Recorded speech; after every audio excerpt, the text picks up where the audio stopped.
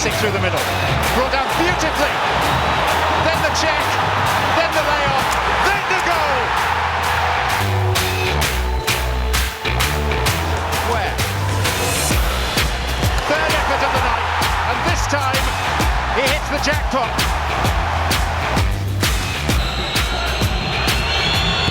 And Haji Wright, in double quick time, is an international goal scorer.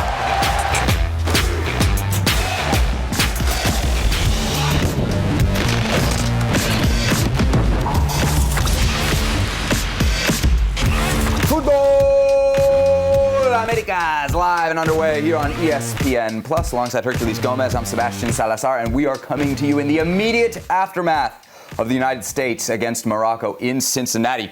We'll get into the details later, but pretty good performance, yeah? Very good performance. We were talking about it off air a little while ago. You've not seen a convincing U.S. men's national performance like that probably since the second half in Cincinnati versus the Mexican national team. It's been that long. You could say Panama, but even that Panama game had a few very shaky defensive moments. As convincing as a performance as you could have. All right, so we got a lot to get to in this show. We got the latest news from both Major League Soccer and Liga MX. We got the top 10 goals, not of the week, Herc, of the month of May. Plus, we got a preview of Mexico against Uruguay. That is tomorrow in Glendale, Arizona. But let's start with the highlights from TQL Stadium in Cincinnati, the United States against Morocco. Morocco, of course, also headed to the World Cup in Qatar. They're in Canada's group. We've been to Cincinnati. We know the stadium can get loud. Not a ton of U.S. fans, at least not early. They weren't that visible. 4 minutes in, the U.S. looking good on the attack. Christian Pulisic with an early warning shot. Yeah, Christian Pulisic was very active in this game. Watch him set himself up right here. A little step over, crossover, and then left-footed right there, deflection. But he's active, and he's active early. Early on, this game was very open, back and forth. Morocco here with a chance in the 12th minute, and a good opportunity at that. Matt Turner with the big save. Yeah, Matt Turner with the big save coming down the left-hand side. Right-hand side for the U.S. men's national team. Center backs get split apart. Watch this right here. Cuts him, and then Erlang does good. Last-ditch effort there, but the amount of times that Long and Walker Zimmerman were spread out, were spread thin, a little concerning there. Yeah, Morocco definitely grew into the match. Very dangerous. Between the 15th and 30th minute. Another chance here in the 19th. But Turner again getting the job done. Here's the breakthrough for the Americans. Long ball in for Christian Pulisic.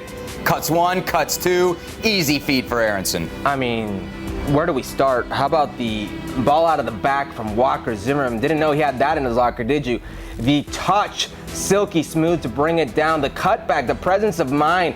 I mean, Brendan Aronson, Jedi, pick your poison. 6 minutes later, 2-0. Tim Weah, the shot. Ooh, Bono gonna want that one back. You think? Ooh, I mean, he hits this strong, I guess, but this is completely savable. Could have put his chest in between that, kept it out. He didn't. Timmy Weah, he won't care. He'll take that. Absolutely. 2-0 at the half. Some changes at the half. One of them, Haji Wright, 49th minute, great chance, but can't make it 3. Yeah, immediately. You're a 90, immediately be dangerous. Make yourself present. That's what he did. 53rd minute, chance for Morocco. Matt Turner, big point-blank stop. All right, Cameron Carter-Vickers in the game now. This is why you're there. You're a big physical center back. I mean, he's only 6'1", but you have to make that play. U.S. pressing forward. Aronson shot save. Pulisic not going to score, but is going to draw the foul. It's just a clumsy challenge by Hakimi. Brendan Aronson, very good on the night. Christian Pulisic was excellent in between two players. And you know, on my prop bet for the day on Ahora Nunca was Christian Pulisic, and I thought it'd be via penalty, and look what he did. I know. He gives it up for Haji Wright, former youth national teammates. And on his senior debut, Haji with a goal. Yeah, listen, you're a 9, you're there to score goals. All the other stuff is extra. You got to score goals, and that's how you stay in that lineup. 3-0 U.S. roll in 65th minute. Christian Pulisic comes off. That's noteworthy, but this perhaps a little bit more. Malik Tillman, young man who's played a few times already for Bayern Munich, just 20 years old, making his U.S.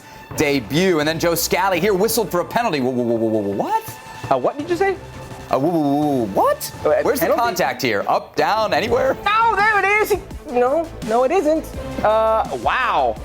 No VAR, I guess, but hey, ball don't lie, right, Maddie? You tweeted it, and it was true. Turner getting some help there from the crossbar. Let's get more reaction post-game. Christian, the U.S. gets a 3-0 win over 24th ranked Morocco. What did the U.S. show here tonight? Yeah, I mean, it was a great win. We're really happy. We started really well, got that early goal, and yeah, just a really strong performance. I have to ask you about handing the ball off there to your former roommate, Haji Wright. Yeah, I mean, Haji, we go way back, so I think he needed that goal, and he said he was confident to go step up and take it, so I wanted him to get that confidence, and I'm happy he scored. It's been a couple months since you were back in front of these U.S. fans. How'd it feel tonight? Yeah, it was nice. To be honest, for whatever reason, I'm not super happy with the amount of Americans here, however that works out, if I'm being completely honest. But it's thanks to the ones who did come, and the support is always great from them. But yeah, it's nice to be back in America and playing again. Thank you, Christian. Thank you. Interesting and newsworthy. Right, no more Mr. Nice Guy there from Captain America. Christian Pulisic calling out the fans, Herc. What do you think? I think he's a little confused. I think he meant the amount of U.S. men's national team fans. Mm-hmm. Obviously, there's a lot of Americans in those stands. Who support Morocco, right? Right, whether they support Morocco or not. But it was noticeable on the broadcast, right? It was noticeable. There were empty seats, and there was a lot of noise. Which Morocco is surprising because anything positive. I thought part of the reason this game was moved to Cincinnati is because of its amazing support in Cincinnati. Do you really think that? I think it's because the federation comfortable there. Not only are they comfortable there, but you build a stadium. I'm sure there's some contractual obligations that you have to fulfill. I'm sure the U.S. men's national team may be one of them. I like the grit. I like the fight in Christian Pulisic. He was probably the best player on the field tonight. Yeah, let's be honest, on both teams. He was extremely good, very present all the time. I don't know if picking fights with the fan base is the best idea. Do you think that's pick and fight with the fan base, or you think that's being honest in 30 seconds after a match? It could be in the heat of the moment, but still, it's a dig at the fan base because you're saying they don't support you. Yeah, I thought he was really good tonight. It was a little bit different role. Obviously, when he's with Chelsea, he's always kind of playing all over the place. He was on the ball a lot tonight. He was wide at times. He was free. He found himself central. He was free. It's that free role. It's a free role, and that's what it is. When he's with Chelsea, it's not really a free role. I mean, he's operating at a wing. Oftentimes, we've seen him in this season operating from a right wing back position, but that's not the case with the U.S. men's national team. He may start on the left, but he'll end up wherever he wants. And in ending up wherever he wants, he influences the game a lot more. Look at the ball that Walker Zimmerman plays. It's a great diagonal run. It's really not even that good of a run. It's that good of a ball, but the ability to bring that down. I mean, the disgusting, sick touch that was, and in the presence of mind to cut it back and know that you have not only Brendan Aronson, but, I mean, Anthony Robinson could have slotted that in as well. It was just such a great play by Christian Pulisic, and we're starting to see the best of him with the U.S. men's national. That's what you need to see with him. You saw that graphic. Fastest player to get to 20 goals, 10 assists. Was it 49 games? Yep. He's still a very young man. The knock on Pulisic during his time, or at least recently with Chelsea, is that final touch, that final ball. That clearly wasn't a problem tonight, so you like to see it. As far as the record goes, he beats Landon Donovan there, huh? First U.S. player, fastest U.S. player to double-digit goals and assists. One game ahead of Landon Donovan. You get the feeling those guys are going to be measured against each other for the rest of time. Landon Donovan, Clint Dempsey, Claudio Reyna. Where am I going with this? I'm going with the best players the U.S. men's national team has ever had. Christian Pulisic, at least at a club level, has already surpassed them. That's just a reality. Now, can he do it at a club or at the national team level? Well, he's going to be one step closer to trying it in his first World Cup. We got a summer to figure out what's next for Christian Pulisic at club level. Let's talk about the team performance, though, because as we mentioned off the top of the show, it was really good. You said best you've seen since Mexico? Yeah, a lot of moments in Panama where they were very good, but I think overall that second half versus Mexico is dominated. When you say best, do you mean best overall, or do you mean best in terms of attack? Because they were vulnerable tonight, weren't they? Yes, they're always vulnerable. Let's be honest. It's vulnerable against CONCACAF opponent. I think they were more vulnerable tonight. I mean, they were more vulnerable versus Panama if you think about it. I mean, Panama had more opportunities on goal, and that could be because there was a shaky performance from maybe Shaq Moore, who was not a usual starter, Zach Steffen, who wasn't his usual self, whatever the case may be. But that Panama game, the opponent was a lot more dangerous than this Morocco team. There were half chances here. There were things that I expected because they're not familiar with each other, whether that's Walker Zimmerman playing alongside Aaron Long, whether that's Cameron Carter-Vickers playing alongside Aaron Long, whether that's Joe Scally coming in, making his debut, the amount of changes that were made, they were expected, to say the least. Yeah, a 3-0 win over a team that's going to the World Cup without starters McKinney, Dest, Steffen, and Miles Robinson, right? Those are 4 starters you pretty much, if not pencil in for World Cup qualifying. To play this well, I thought was really good. You brought up a point a lot during qualifying, which is we hadn't seen the performances. You never really criticized the results so much under Berhalter, but what you kept going back to was Greg Berhalter and the Federation promised us something in terms of style of play, performance, and we didn't see that through qualifying. Did we see some of that tonight? Absolutely. Yeah, there you go. And you heard Taylor Twellman on the broadcast, referring to the being proactive, not reactive. Oftentimes, that's been the MO of the U.S. men's national team, is how they react to the opponent. Well, it would have been very easy of them to react to a Moroccan team, a team that's a World Cup opponent, a team that's before this game had only lost once. We spoke about Greg Berhalter's marquee wins, right? Where were they before qualifying? He finally got them. Before the Nations League, I mean, that was the first marquee win. He finally got them. Now can you build the brand? Now can you make them play the way you want? Maybe it was an off day for Morocco, but tonight they played the part. You know what goes a long way to playing that way, I think? Fast starts. Something we didn't see at all in World Cup qualifying. Something I think we really did see in this game. Those first 10 minutes, the U.S. was ready. Maybe Morocco wasn't, but the U.S. was definitely ready to play. Let's get into some individual performances. Stock up, stock down. Let's start at the most important position on the board right now. That is number 9. Jesus Ferreira got the start. Does his stock go up, Herc, or go down after the performance against Morocco? It stays steady. No. Now, let me. You can't sit on the fence on the first stock up and down of the show. You knew I was going to sit on the fence here. It's not sitting on the fence. Let me tell you why. First 10 to 15 minutes, I'm thinking to myself, man, he's convincing me as a 9. He's growing on me as a 9. The movement, the interpretation, of how to combine with certain players, the explosiveness, to get a shot off. He's very active.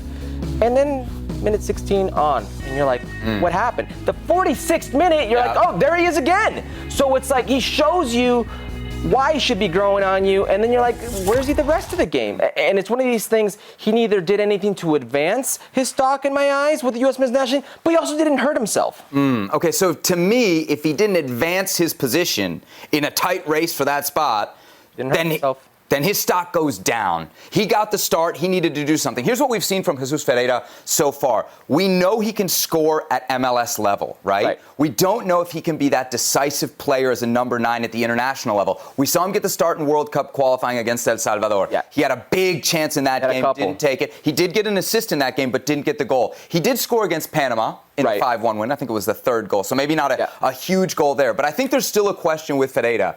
Is he going to be a goal-scoring 9 at the international level? Totally has proven that he can do it at the club level. Tonight, he has that big chance, that one-on-one, and he misses it. For me, that's why the stock goes down. If he converts that, stock up. The fact that he misses it, stock down.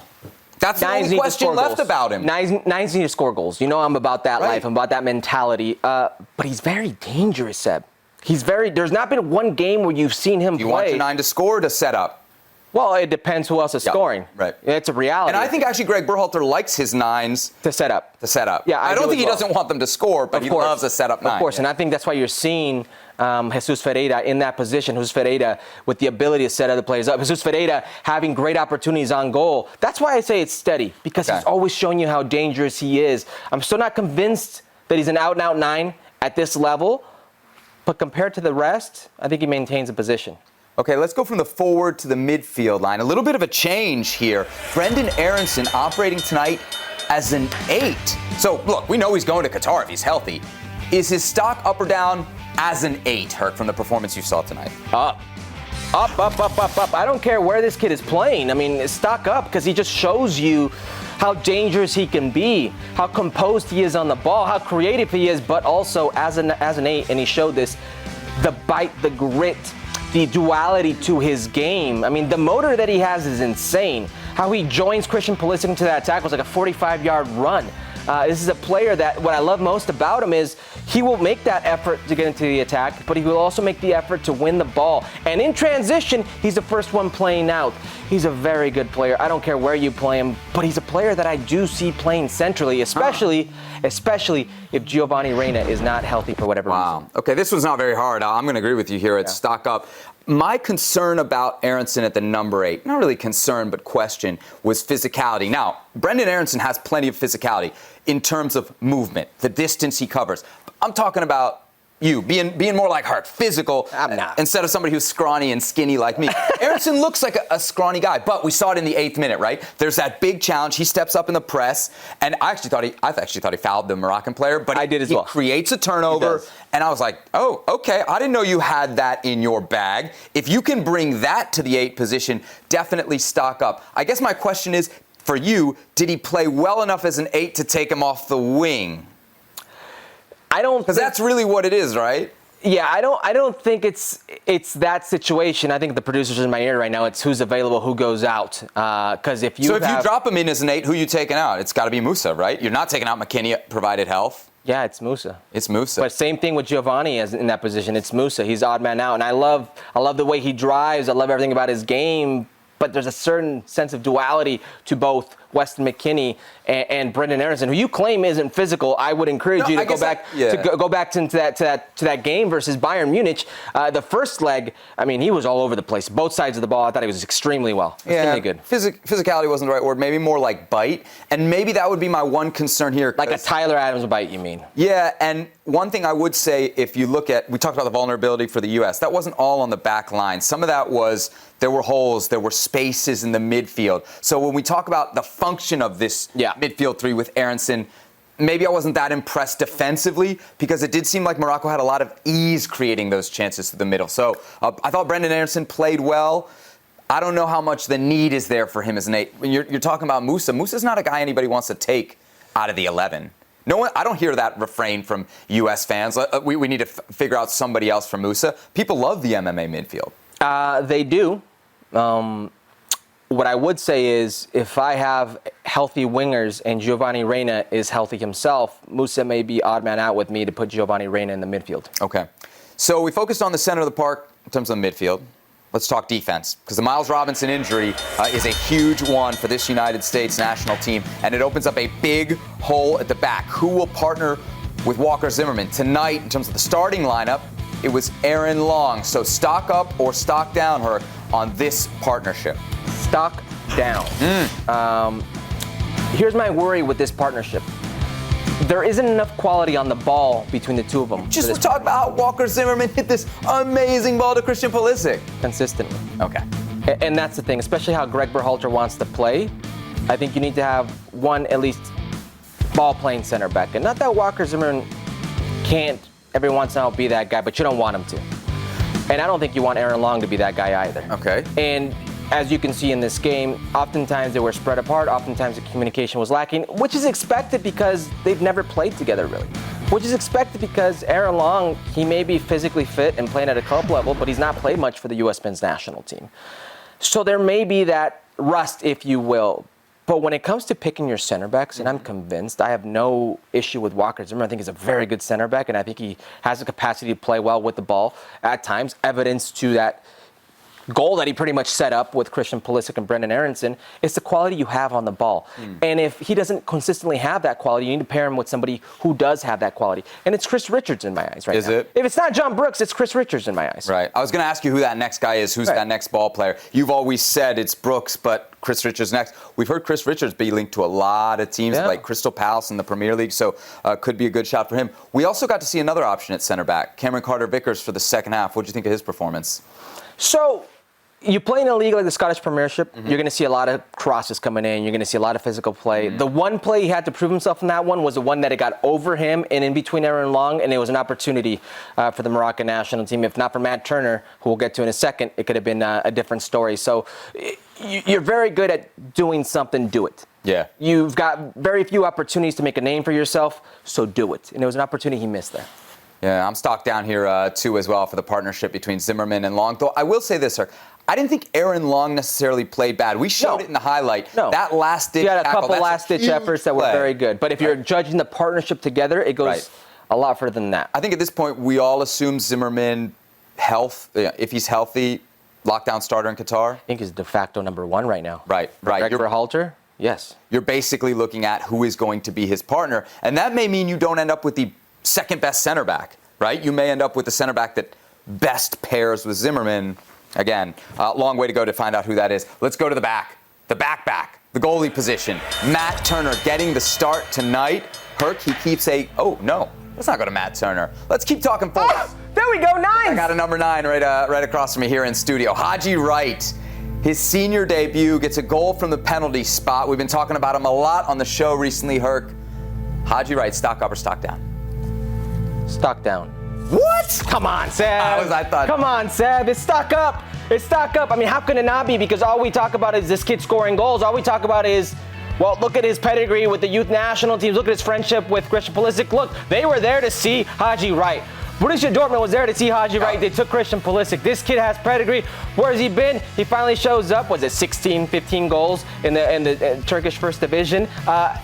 What's he do now? Score another goal. I don't care how he does it. He puts the ball in the back of the net, and I don't want to be a prisoner of the moment.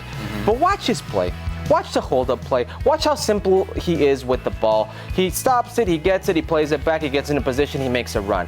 He sees somebody who he knows can get him the ball in a good position, he makes a run. He's dangerous. 3rd minute that he was in the game, he already had an opportunity on goal. Came across his left to get opportunity, got across the face of goal, didn't go in, but he was already dangerous. And you're a 9. You're a 9 that's not been with this setup 1 single second, 1 single minute, 1 single camp. What do you need to do? You need to score goals. Because if you want to make it to the World Cup and you've not been part of this World Cup cycle, you are taking somebody's position who has.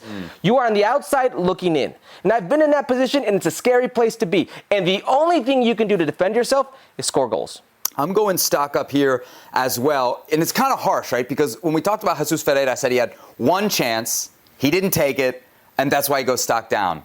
Well, here Haji Wright had 1 chance, aside from the penalty, and he didn't take it, and it was a 1-on-1 too. Here's the thing. It was a pretty clear 1-on-1. He also creates that chance, right? If we run the tape back on that play, it's him back to goal. Yeah. I think I'd seen on paper before, and I'd watched him play, and I'd seen that Haji Wright was 6'3". He feels even bigger. In a way, fast. Yeah, and in a way that Jordan Pefok, when he played, didn't. Haji Wright feels like a target. Do you get that sense from watching him play? So I've watched a lot of his play over the last month and a half because he's been on this goal-scoring tear. And I would say he's not always the cleanest, but he's getting better. But he's very simple. He doesn't complicate things. He gets the ball to people he knows can get him into great spots. But he's not... I don't think he or Pefok are the physical 9s. They're going to battle or crash into you. I do think Haji separates himself from Pefok because he has that separation as far as speed, that separation as far as interpretation. I was going to ask because they have very similar profiles in terms of where they're playing, the amount of goals they're scoring, even their age. I think Pefok's 25, Haji Wright's 24. So they're right there. You've got Wright ahead of Pefok? No. I've got Wright ahead of Pefok in separation, and speed, anticipation. But Pefok is more of a 9 in the box. Like he's just an aerial presence. He's very good at getting in and things like that. I think Haji's very good at getting behind players and using that to his advantage. Haji Wright, one of 3 halftime subs for Greg Berhalter. We mentioned Cameron Carter-Vickers, Joe Scally as well, who you saw got called for the penalty. All right. Who else we got on the stock up or stock down? Yes, the aforementioned Matt Turner. Gets the clean sheet tonight. You giving him a stock up or stock down? Stock up. And we mentioned it with Casey Keller. It's out of sight, out of mind. Zach Steffen is not with the U.S. men's national team at this time for personal reasons, and he's leaving the door open. And Matt Turner, Matty Ice, per usual, when that door is left open, he will keep it open.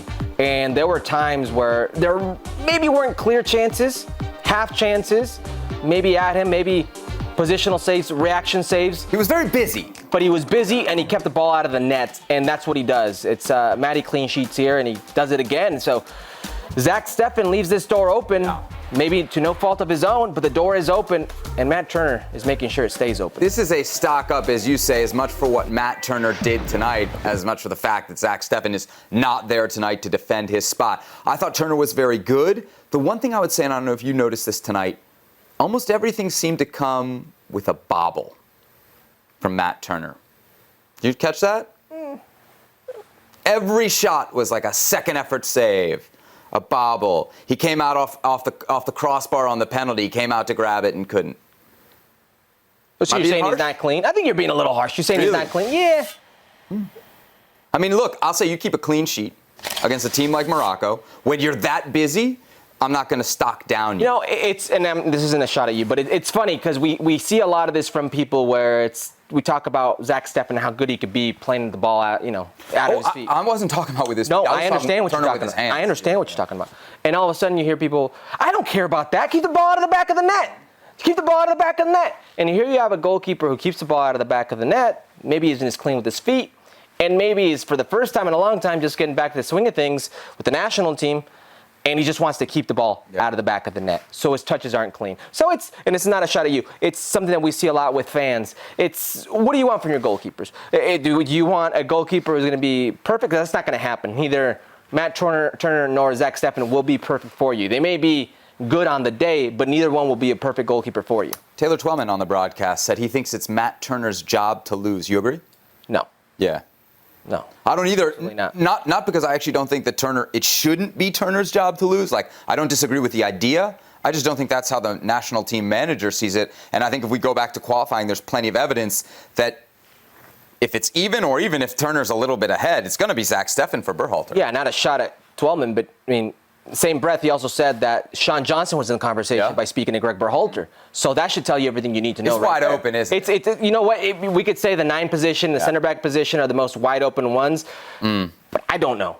Because Greg Berhalter has thrown us for a loop every single time. So when we think it should be Matt Turner, it's Zach Steffen. When we think it should be Zach Steffen, doors back open for Matt Turner. And all of a sudden, it could be Sean Johnson playing a game. Right. I mean, Ethan Horvath, Sean Johnson, you never know. Speaking of Greg Berhalter, we're going to hear from him in just a little bit. Uruguay will play, U.S. will play against Uruguay on Sunday in Kansas City. Let's look ahead to that game before we hear from the manager. What do you want to see? Who do you want to see different in that game?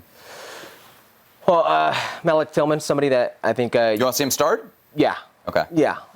Just everything I've been reading, everything that I've been just feeling out of the situation, I don't want to say certain things were promised, but there's a plan for him. He sees a plan for himself. You think an immediate plan, not a 2026 plan. That leads me to believe in these couple games he should feature. What did you think of the half hour from tonight? Quiet.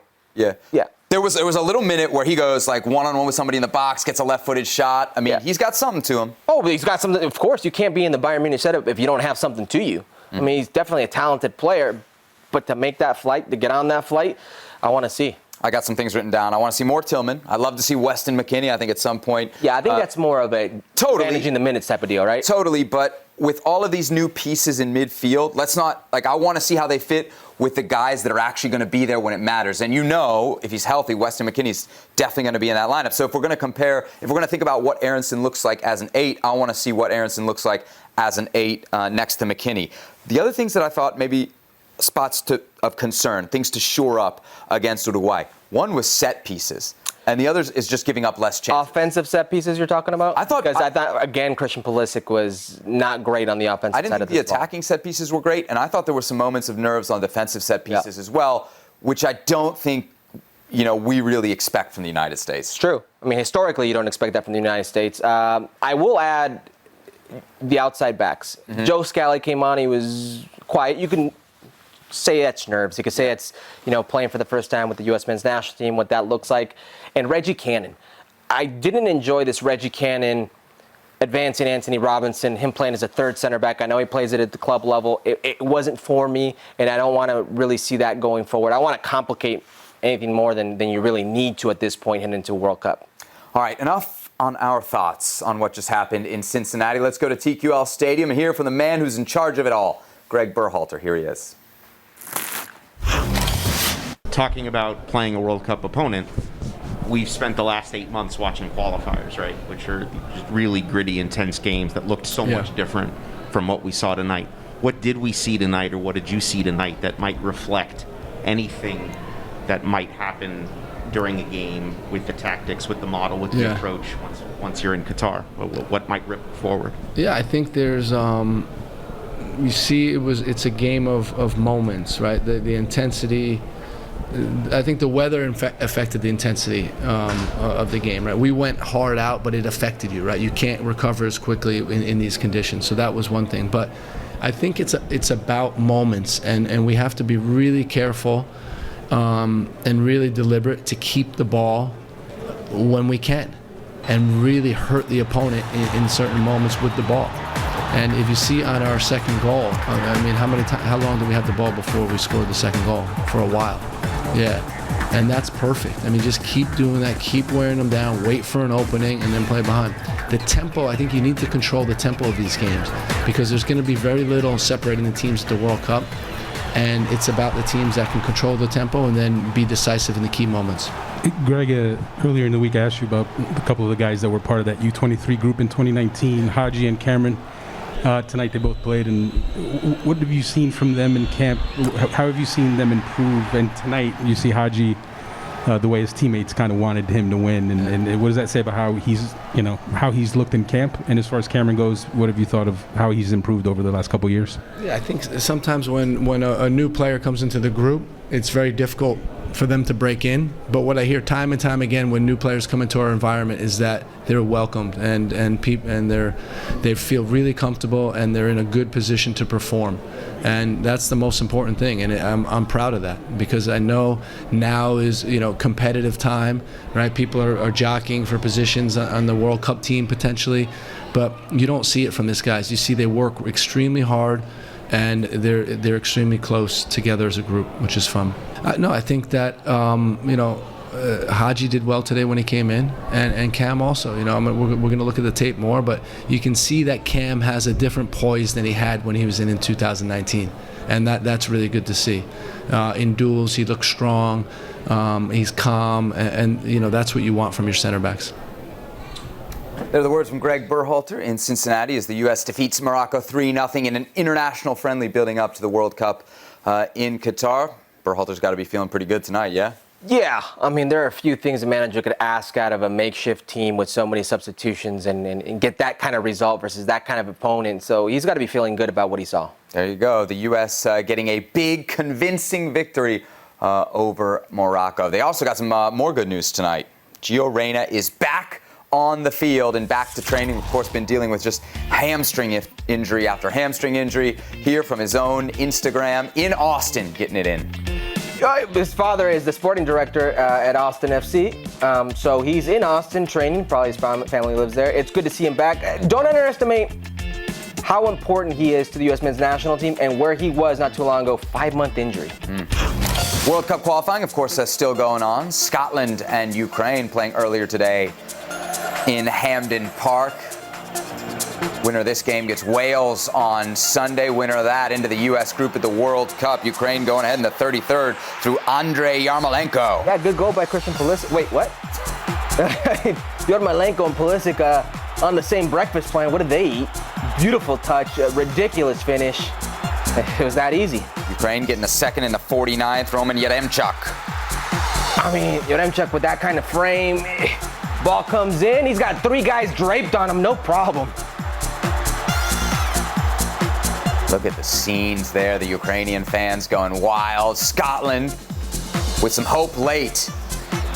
Callum McGregor. Just getting it over the line. This is a tough one.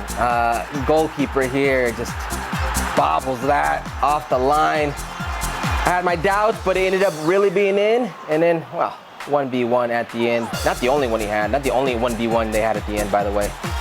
Artem Dovbyk making it 3-1 there as Ukraine advances. Here's Sam Borden with more. 30 minutes after the final whistle, Ukraine midfielder Alexander Zinchenko was still on the field, hugging teammates, fans, pretty much anybody he could find at the end of a night that was more than he or most Ukrainians could have imagined. Yeah, obviously it's a great feeling, to win the game, but everyone understands that we have another final, we have another game, and if we are not going to win another game, so this game is not going to mean anything. Obviously, I'm so grateful, and I would like to say massive thanks for all Ukrainians who came tonight. But also, apart from it, I would like to say massive thanks to every Ukrainian who's been watching the game, because I know that it's not easy to get here, and especially now. So I'm so proud to be Ukrainian, and that moment was so special. I would say it's the toughest period in our lives. Everyone knows this. During these 3 months, every one of us we're surviving a lot of different situations. You know, someone of us, you know, lost their families, their friends, I don't know, whatever. And to be focused on the football is not easy, but we need to fight because there is two options. You can give up or you need to carry on. You need to be on top of this situation, and you need to do your things as better as you can. After the game, most of the players we spoke to didn't want to talk too much about the game itself. They were wrapped up in the feeling, the emotion of it all. The same for the fans. 2,000 Ukrainians, a mix of expats and refugees, reveling in a night of pure positivity. As Zinchenko said, every Ukrainian has one dream, that this war should end. But as footballers, their dream is a little more simple. They want to go to the World Cup. And after tonight, they're one win away. All right, Herc, it'll be Ukraine or Wales joining the U.S., England, and Iran in the World Cup group. Who do you think the U.S. would prefer to see advance on Sunday? Scotland. I told you they wanted Scotland.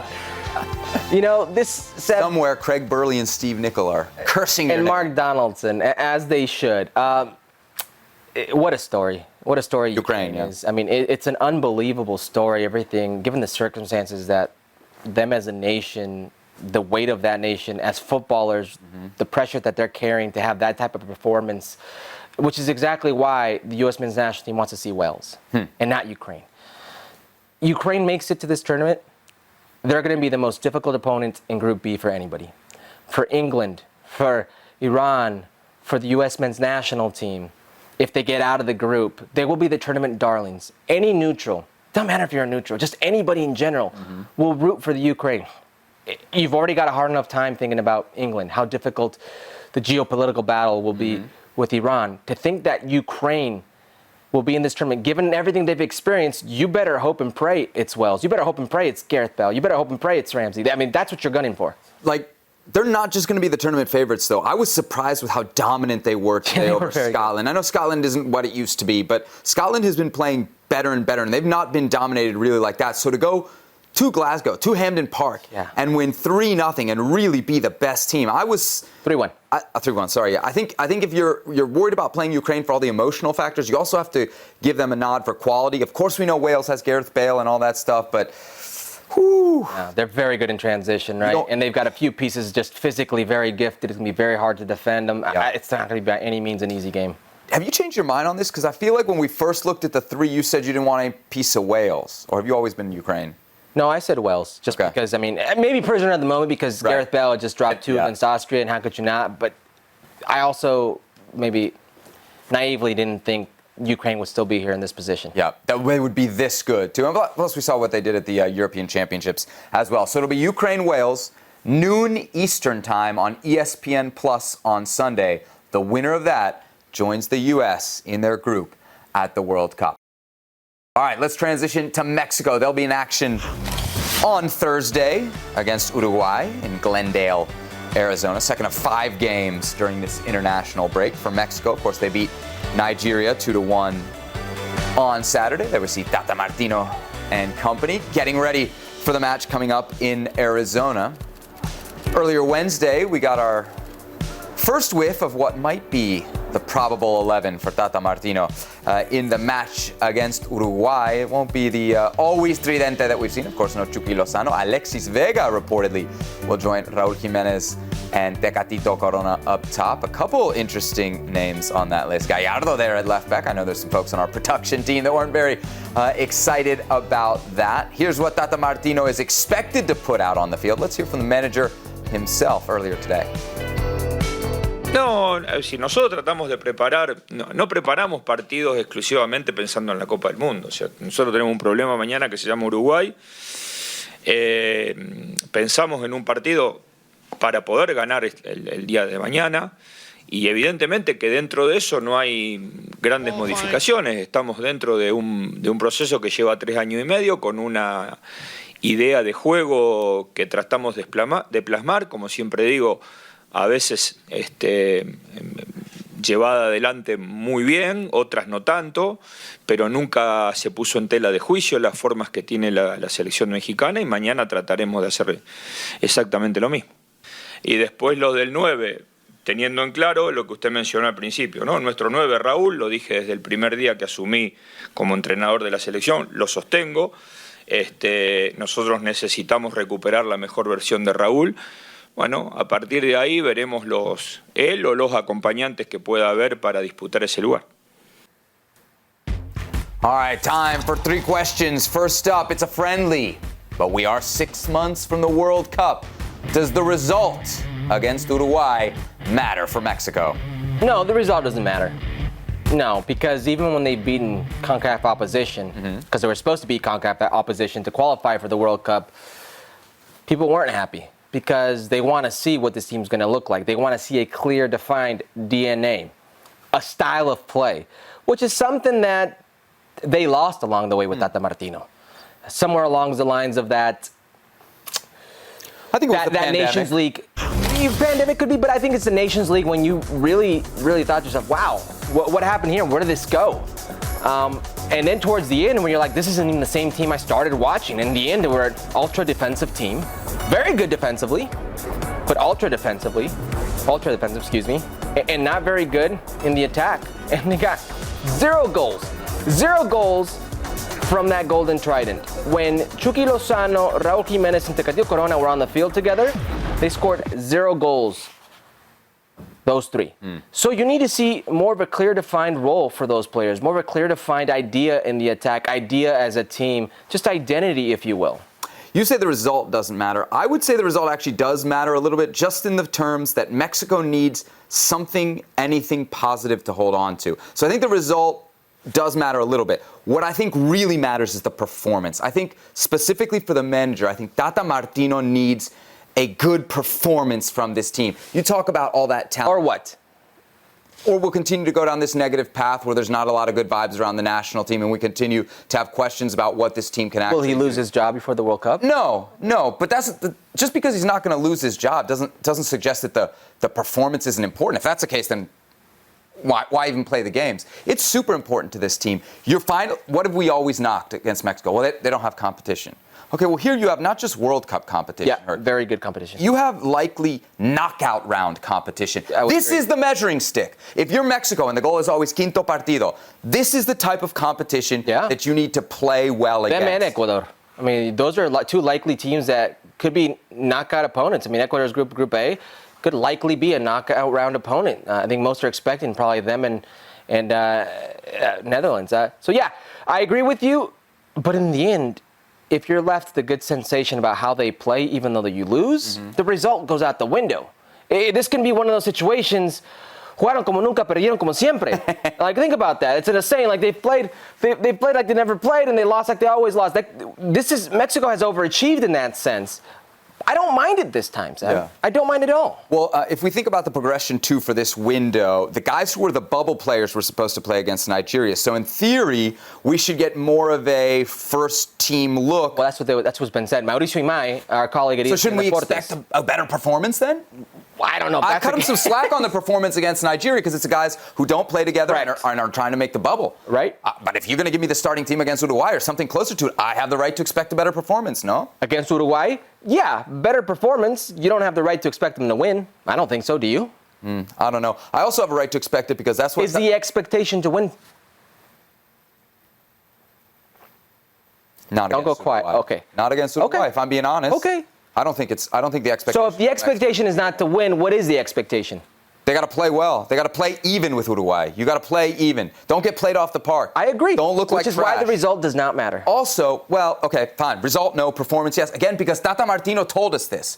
Remember back in late March when it was the crunch of qualifying? What did he say? Qualifying for the World Cup, that's going to allow us to play better. Well, buddy, here we are. Here we are. You've qualified, so show us. And maybe show us a couple players. 2 players who a lot of fans want to see. Diego Lainez and Marcelo Flores. Who, Herc, between these 2 needs minutes against Uruguay more?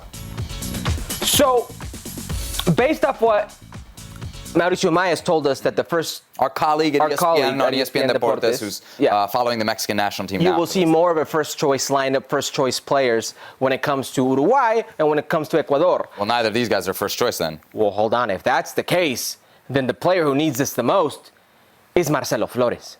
If that's the case, if Marcelo Flores has any hope of making the World Cup team, and he doesn't play in this game, that pretty much tells you, you ain't going to the World Cup, buddy. But if he plays, oh man, there's a chance. You're telling me there's a chance. Didn't we already learn that when he didn't play against Nigeria, though? No. Like, if that was the bubble team, I don't think that was the bubble game. I don't think that's the game to measure. I think if you have a conversation like Tata Martino, hey, you got to make a commitment. And all of a sudden, 3 days later, there's a commitment made, and it's public, and he's on this roster. He's never been on a first-choice roster. You got to watch him play. You got to see him play. You got to give him an opportunity, because if he doesn't get the opportunity, if Tata Martino doesn't give him the opportunity, it's the biggest injustice of all. Let him fail in front of everybody, or let him succeed in front of everybody. You pretty much know what you're going to get from Diego Lainez in that green jersey. You know what you're going to get. His play in this game isn't a make or break deal for him. I think it is for Marcelo Flores. Him not even playing is a make or break deal for him. I agree with you in that Lainez is on the plane. He's just trying to grow his role, I think. Okay? I think. Marcelo Flores, as you state, is not on the plane yet and is trying to get on the plane. So from that regard, of course, Marcelo Flores is in more desperate need of the minutes. But that's looking at it from the player perspective. If I flip it on its head and I say from the team perspective, which player do I need more from Mexico? And I'm not thinking 2026, I'm thinking 2022. It's Diego Lainez. As a fan, I want to see Diego Lainez right now more than I want to see Marcelo Flores, because he's more a solution for right now. So I think Mexico needs Lainez now more than they need Flores. You disagree with that? And that's why, for me, it's Lainez ahead of Flores here. If I'm thinking about this year's good sensations, who's giving you more? I think it's Marcelo Flores. Marcelo Flores has instilled more good sensations. I didn't say for results. What? For youth ball at Arsenal? No. For the Mexican national team, for the fan base. You're talking about the fan base. From his U20 work? There are people who would rather see what Marcelo Flores can do in a Mexican national team jersey than Diego Lainez today. Whether that means recuperating Diego Lainez or not. Out of curiosity only. Because he's one of 4 players. He's one of 4 players who have debuted with the Mexican national team before their first team. And oh, by the way, the other 3 happen to be very good players for the Mexican national team. So yes, excuse me when I say there are more people who want to see Marcelo Flores than Diego Lainez. Okay, so Diego Lainez is not in the probable 11 that we showed you for tomorrow night against Uruguay for Mexico. But Alexis Vega, as you saw, is. And he had some very interesting comments about trying to break into that front 3 for Mexico. Here's what he had to say. Obviously, we know that we have a lot of competition. Raúl Jiménez, Chucky, Tecatito have been playing well in Europe. The Chivas man went on to say, we are aware that we can put in hard work and perform so that we catch Tata's attention and he can take us into account at some point. All right, Herc. So of the front 3 there for Alexis Vega, who do you think he's most likely to replace if he is going to find a starting spot in that tridente? Tecatito Corona. I mean, you didn't even bat a freaking eyelash. No, and I told the producer to get the B-roll ready because I knew this one was coming. Tecatito Corona may be on a resurgence with Sevilla. He's a lot better than he was at Porto with the Sevilla jersey. Mm-hmm. He's still lacking in that department with the Mexican national team. He's been a frustration, a vein of the existence of a lot of Mexican national team fans in their eyes, especially this season. He's not the same player. His confidence is low with the Mexican national team jersey. He doesn't seem like he has the 1v1 ability in him, and that's his best trait. It seems like oftentimes he doesn't want to take on players. It seems like he's lost in these games. And do I really want to take off Chucky Lozano? No, I don't. But Raúl Jiménez, as non-operative as Raúl Jiménez has been for both club and country, he's still the best 9 they have. He may not be at the same level that he was pre-injury at Wolves. Because Alexis could be a 9. I don't like him as a 9. Really? He may be not at the same level as he was pre-injury at Wolves, but he's still at a very good level and plays in the Premier League. You're not taking him out. So it's got to be Tecatito Corona. Tecatito right now is the odd man out in this. And Alexis Vega, for all intents and purposes, is a very good player. He happens to be a player who's probably in form of all the offensive players, the most form, I would say. So it's definitely not Chucky. It's definitely not Chucky Lozano, right? He's starting. You're not taking him out. I don't know if Alexis Vega is the replacement for Raúl Jiménez at number 9, but I think you can make a pretty strong case. I've made it before on this show that they do need to start thinking about a replacement for Raúl Jiménez. It has to be Tecatito, as you say, by default. I wonder, though, how, especially from Tata Martino's perspective, How do you evaluate what Alexis Vega is going to do over the next few months at Chivas versus what Tecatito is going to do over the next few months at Sevilla? It's totally different levels. It's totally different levels, and it almost seems... If that's the direct competition... It seems unfair, it seems harsh, but we see this happen all the time, especially in the Mexican national team. They seem to overvalue domestic play over European play. And in the eyes of a lot, playing in Liga MX is better than sitting on the bench in Europe.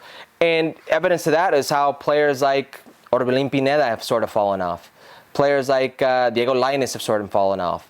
And they'll go with an Alexis Vega. They'll go with Charlie Rodriguez when he's healthy, et cetera, et cetera.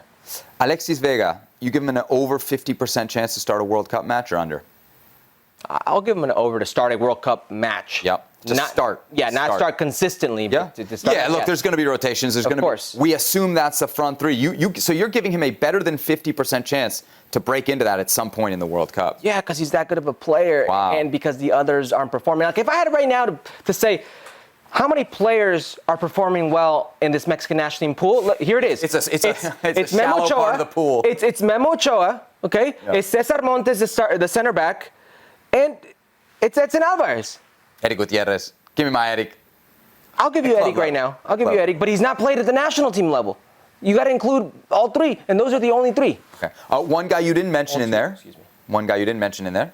Hector Herrera, who of course we know is making a move from Atletico Madrid to the Houston Dynamo. Did you see he published his first picture in the lovely Houston kit? That H-Town, Herrera, good player. Don't know if he's going to a good team.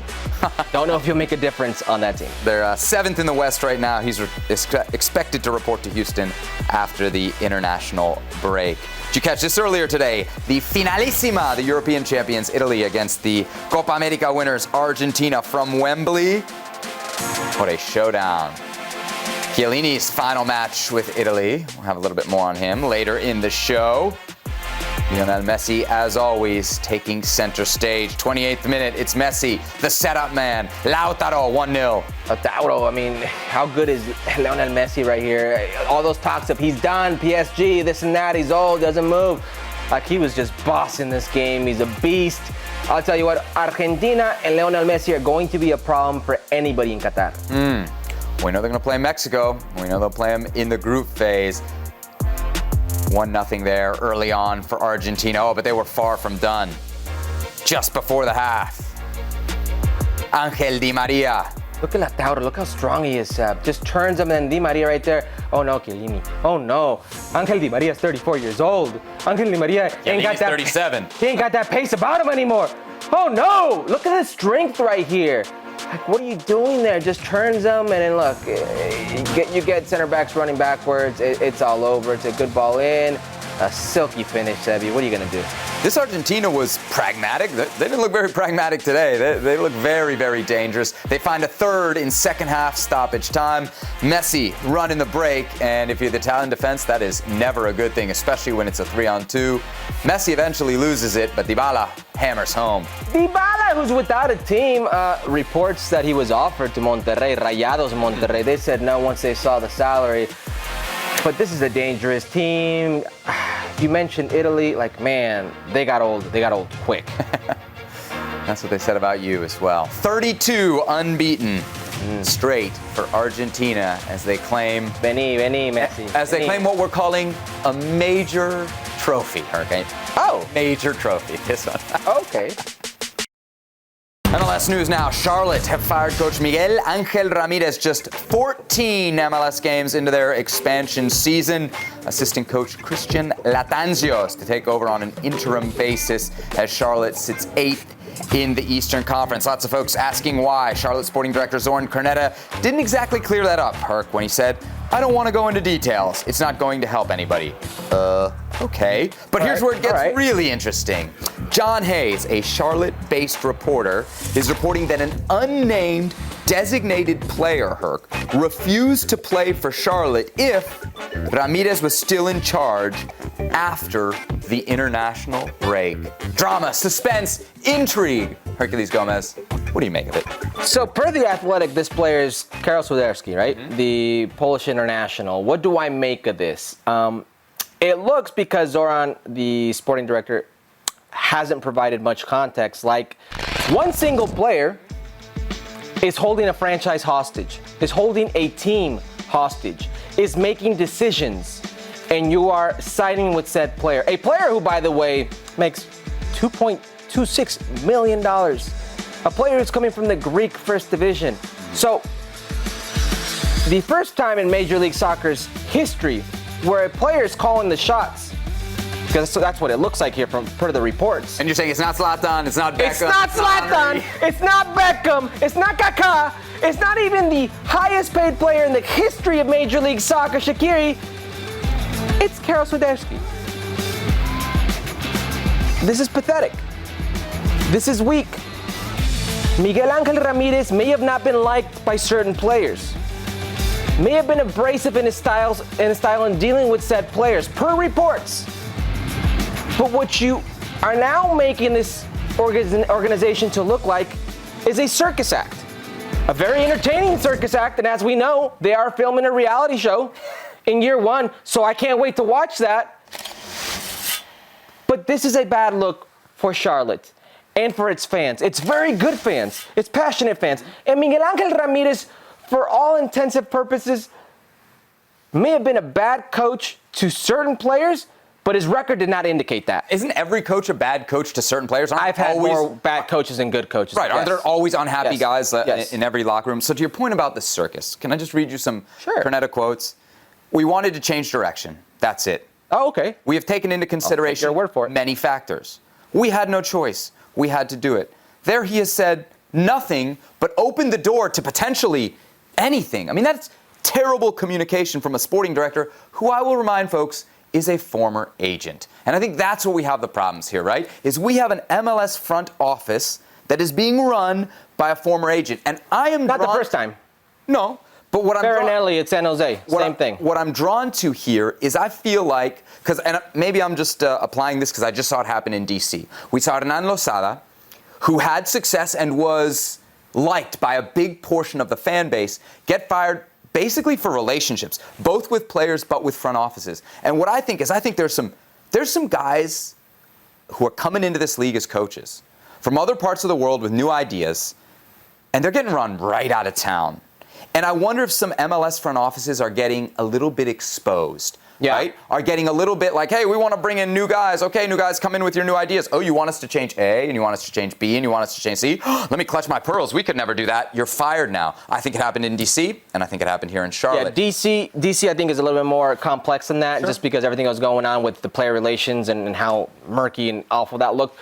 But with Zoran, the sporting director here, I'm sure he didn't like it when Miguel Ángel Ramírez goes on air in public and says, "Estamos jodidos, we're screwed." I'm sure he didn't like it when he says, "I'm not Harry Potter. There's only so much I can do with this roster," because that's a direct shot at guess who?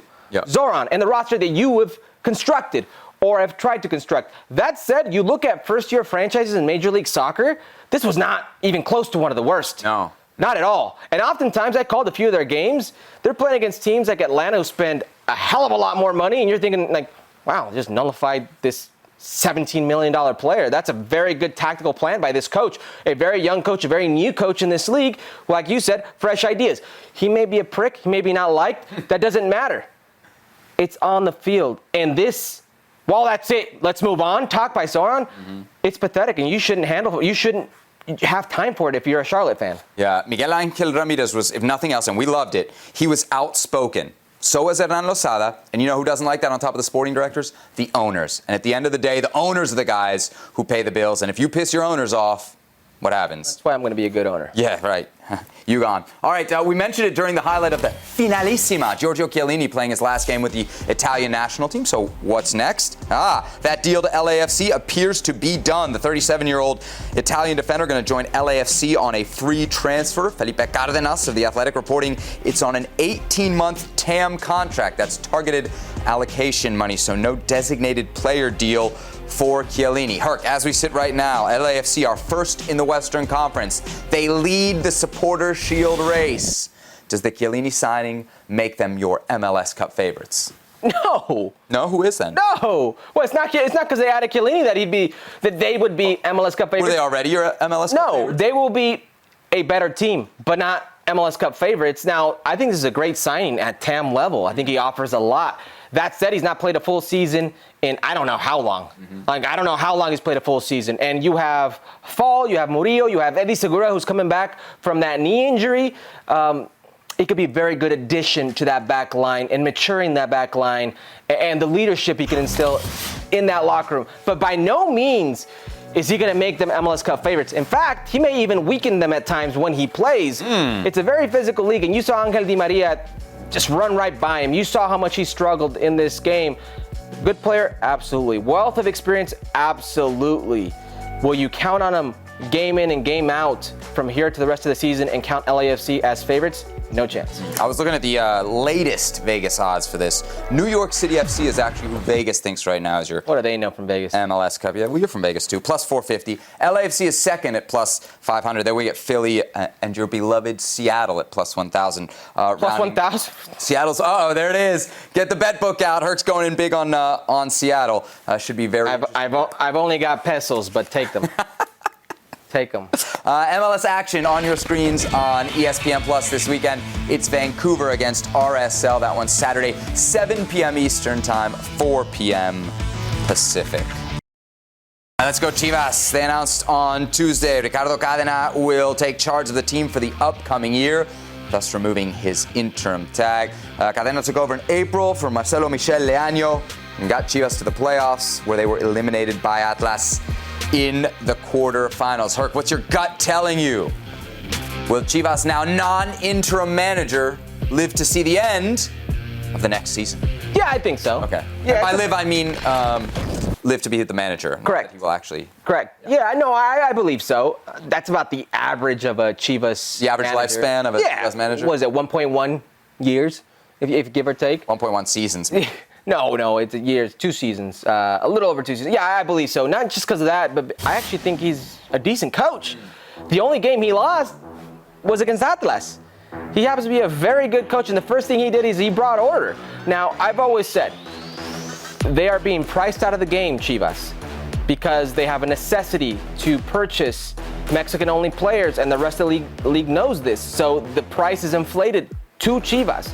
So you have to develop, you have to build from within, you have to promote, you have to have these players playing in first division. Cadena knows these players. He knows how good they can be. He knows their strengths, their weaknesses, etc.